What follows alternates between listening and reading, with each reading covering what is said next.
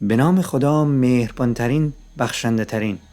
ما در نمازهای روزانه چندین بار عبارت ایاک نعبد و ایاک نستعین رو تکرار میکنیم. این یعنی تنها تو را میپرستیم و تنها از تو کمک میخواهیم. اما در عمل وقتی که میخوایم از زمین بلند شیم یا کاری کنیم که نیاز به نیرو و تلاش داره میگیم یا علی مدد. روی سردر مغازه یا روی ماشین مینویسیم بیمه ابوالفضل. به مشهد و زیارت امام رضا میریم و از او حاجت میطلبیم و میگیم یا امام رضا شفا بده، یا صائم الائمه حاجت ما رو روا کن. فکر میکنی که وقتی امام علی، ابوالفضل و هر انسان صالح دیگه‌ای کمک میخواستن چه کسی رو صدا میکردن؟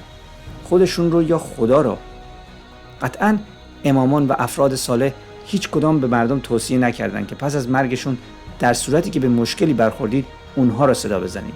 براشون گنبد و بارگاه بسازید و پول توی ذریح اونها بریزید یا به اسم اونها نذری بدین تا جواب حاجات شما رو بدن.